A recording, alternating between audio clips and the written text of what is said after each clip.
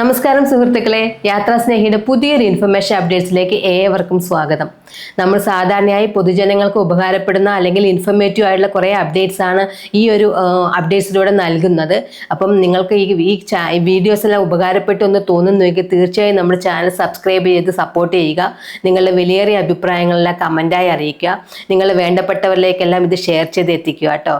അപ്പം നമ്മൾ ഇന്നത്തെ അപ്ഡേറ്റ്സ് പറയുന്നത്, നമ്മൾ ഓണം അരിയുമായി ബന്ധപ്പെട്ട് നമ്മൾ വീഡിയോസ് എല്ലാം ചെയ്തിരുന്നു.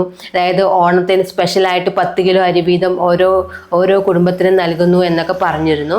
അപ്പോൾ അതുമായി ബന്ധപ്പെട്ട് വരുന്ന മറ്റൊരു വാർത്തയാണ് നമ്മളിപ്പോൾ വായിക്കാൻ പോകുന്നത് കേട്ടോ.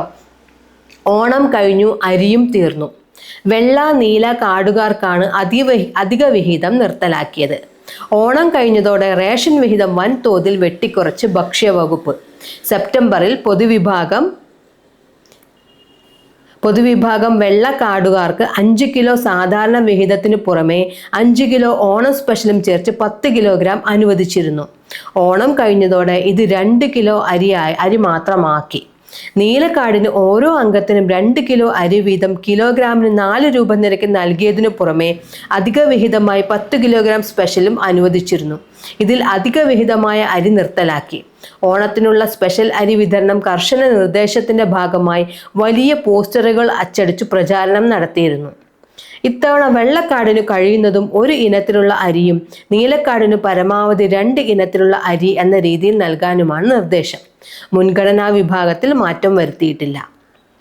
വെള്ളക്കാർഡിന് 2 കിലോ അരി മാത്രമാക്കിയതിനാൽ എത്രത്തോളം പേർ വാങ്ങാൻ വരുമെന്നതിലും വ്യാപാരികൾക്ക് ആശങ്കയുണ്ട്.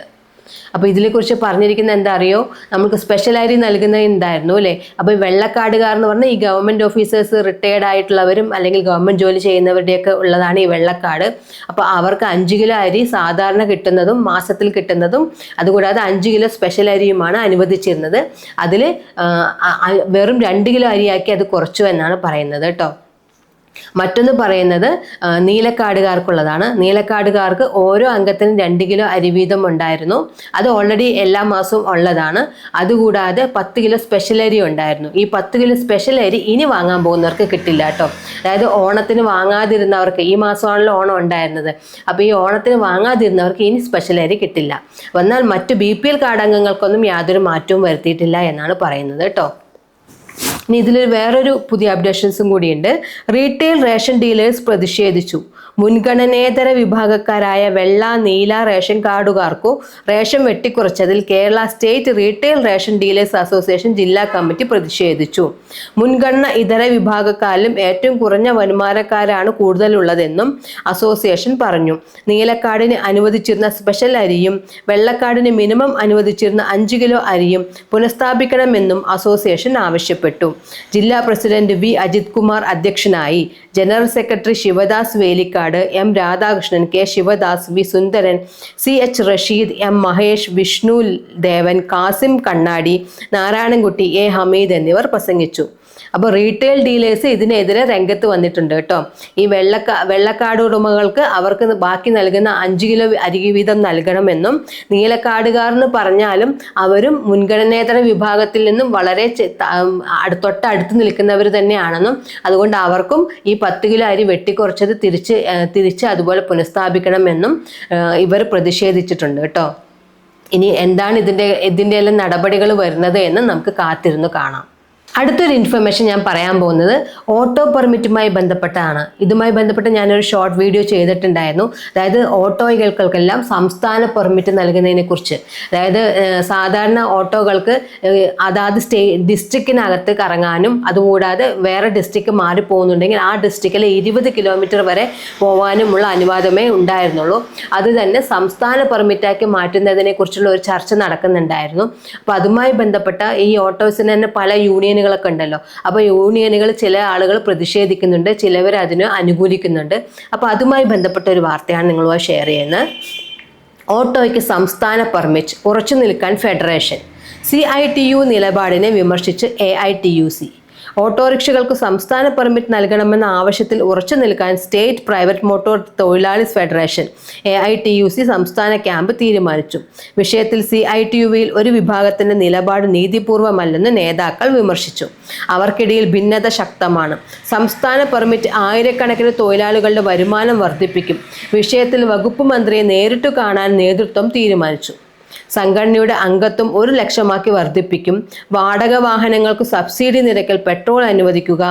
RT ഉദ്യോഗസ്ഥരുടെയും പോലീസിന്റെയും തൊഴിലാളി ദ്രോഹ നടപടികൾ അവസാനിപ്പിക്കുക എന്നീ ആവശ്യങ്ങൾ ഉന്നയിച്ച് പ്രക്ഷോഭം നടത്താനും AITUC സംസ്ഥാന ജനറൽ സെക്രട്ടറി KP രാജേന്ദ്രൻ ഉദ്ഘാടനം ചെയ്ത 2 ദിവസത്തെ ക്യാമ്പ് തീരുമാനിച്ചു.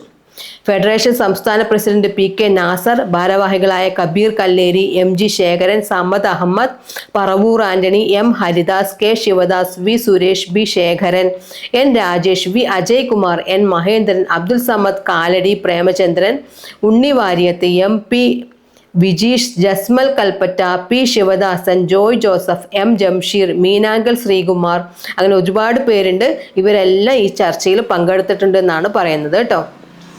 AITUC സംസ്ഥാന വൈസ് പ്രസിഡന്റുമാരായ വിജയൻ കുനിശ്ശേരി, തവം ബാലകൃഷ്ണൻ, സെക്രട്ടറിമാരായ KC ജയബാലൻ, സജിലാൽ തുടങ്ങിയവർ നേതൃത്വം നൽകി. അപ്പോൾ ഇതുമായി ബന്ധപ്പെട്ട് പല സംഘടനകൾ തമ്മിലും പ്രശ്നങ്ങൾ നിലനിൽക്കുന്നുണ്ട്.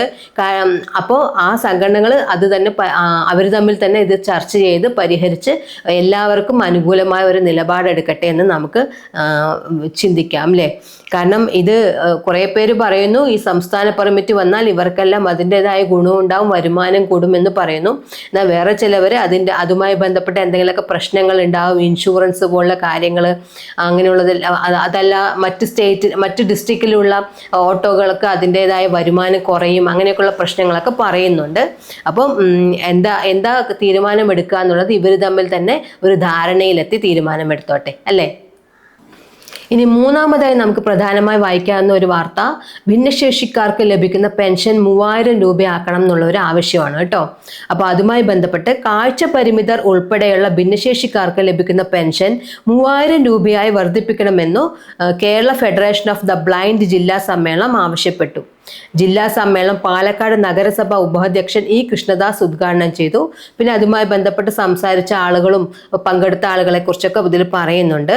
ഇനി ഇത് മേപ്പറമ്പ് ജംഗ്ഷനിൽ നിന്ന് മൂത്താന്തറ കർണകി അമ്മൻ ഹയർ സെക്കൻഡറി സ്കൂളിലേക്ക് നടന്ന വിളംബര ജാഥ പാലക്കാട് നഗരസഭാംഗം S ലക്ഷ്മണൻ ഫ്ലാഗ് ഓഫ് ചെയ്തു. പിന്നെ പലരും പങ്കെടുത്തതൊക്കെയാണ് പറയുന്നത്. ഇതിൽ ഉയർന്നു വന്ന പ്രധാനപ്പെട്ട ആവശ്യങ്ങൾ എന്തൊക്കെയാണെന്ന് നോക്കാം. ഭിന്നശേഷി പെൻഷൻ കേന്ദ്ര സംസ്ഥാന സർക്കാരുകൾ വെവ്വേറെ തുകകളായി വിതരണം ചെയ്യുന്നത് അവസാനിപ്പിക്കണം. അപ്പോൾ ഭിന്നശേഷി പെൻഷൻ കേന്ദ്ര സംസ്ഥാന സർക്കാരുകൾ വേറെ തുകയായി നൽകുന്നത് അവസാനിപ്പിച്ച് ഒന്നിച്ചു നൽകണമെന്നാണ് പറയുന്നത്.